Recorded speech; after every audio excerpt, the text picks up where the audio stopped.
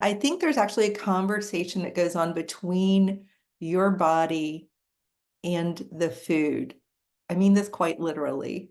It's something that animals know how to do, something that happens with animals too. Um, Fish, it's just, it's how we live. And it's how we used to live a long, long time ago before we had a very segmented from nature kind of lifestyle that we have now. There's an interaction that goes on a level that is invisible to us, and but it's there. It's still very powerful. So let's see, what's a food out here? Okay, here's a blueberry, because blueberries, definitely I have my own story about blueberries. There's a blueberry.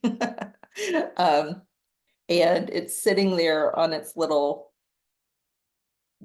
blueberry tree bush. I guess it's more of a bush. I don't know what that looks like, but it's a blueberry. Let's just say it's a blueberry. Blueberry, just to be clear. And then here's your body. That sort of looks like a peanut, but that's your body. Let's say that's your energetic body. Energetic body.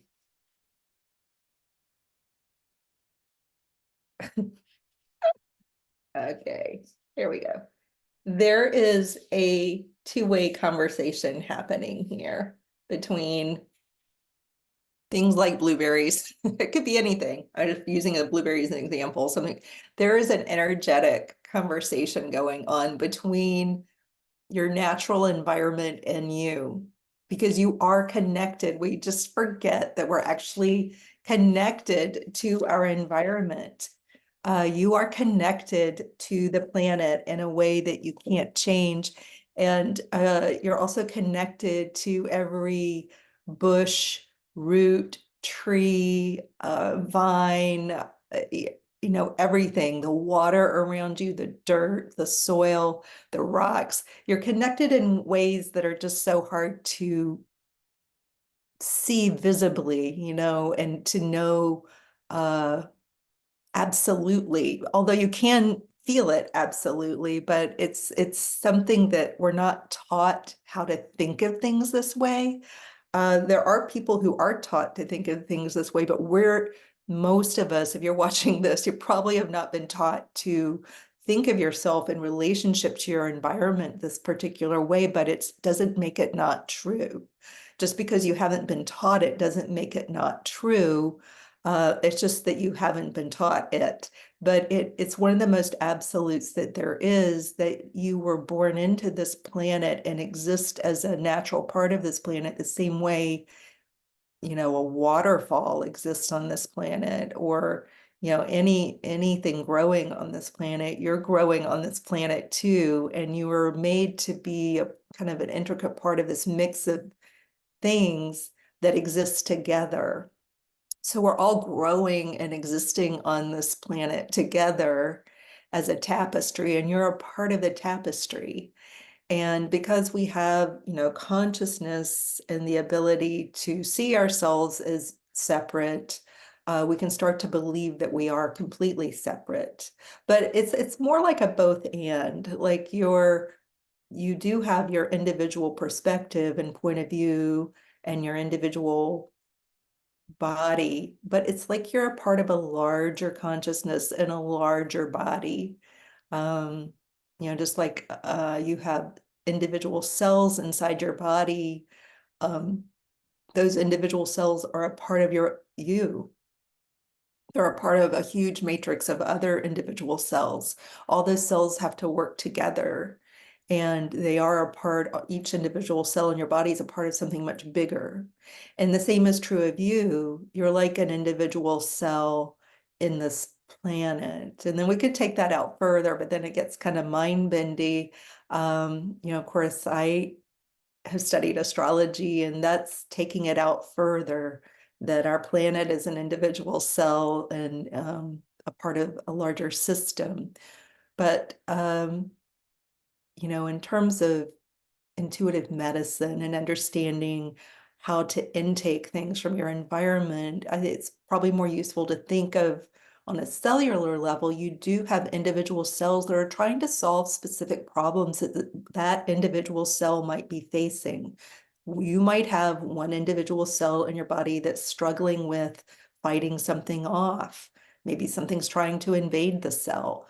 Maybe something's breaking down inside this. So it's trying to solve the problem. That whole cell has its own intelligence, and it will literally send through your whole system messages like, it knows how to ask for help. Your individual cells know how to ask for help.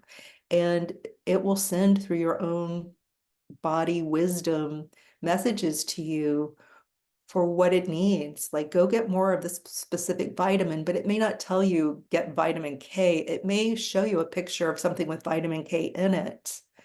It knows what it needs, and down to nutrients that haven't even been named by science. So it will know that a raspberry or a hazelnut or whatever it is, it will know that spinach contains this thing that science hasn't even named yet. Or it will know that spinach has qualities that science has not even understood yet. And it will show you spinach or something with spinach in it. It'll show you a dish that has spinach in it. And what it wants is the spinach. And this is important to remember when you're trying to dissect between, am I craving birthday cake or am I craving the eggs in the cake because I don't give myself enough just plain old eggs? What is the ingredient in the cake that your body's actually asking for? It's probably not really asking for cake, it's asking for something in the cake. When I've worked with clients, sometimes they've said, it's like a lemon lavender cake. And I'm like, well, is your body craving the cake or is it craving the lemon and the lavender? Maybe you need to isolate the lemon and the lavender, see if you can bring more things in more their purest form into your body, and then see if you're still craving the cake. Same thing with vanilla. You think, well, I'm just craving, white birthday cake. It's all junk. Well, no, it's not all junk. There's vanilla in there. Vanilla is a very powerful substance. And so maybe you're craving the things that we can't even name that are in a vanilla bean.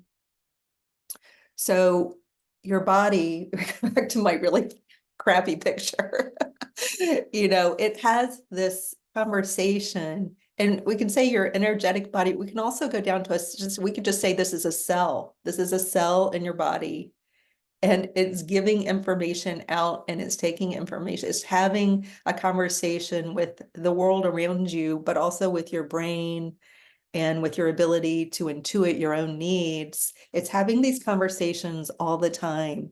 And you can learn to tune into it. You can learn to tune into what an individual cell in your body is asking you for. And then when you give it what it needs, a lot of things can come into balance. So it's just a new way to think about what's happening when you want food, when you have an urge to eat, but also a new way to picture yourself that, it's amazing that that you have a whole family around you supporting you, which is beyond the people world. You have the planet is a family of nutrients and things designed to keep you really feeling, tip-top shape, mentally, spiritually, physically.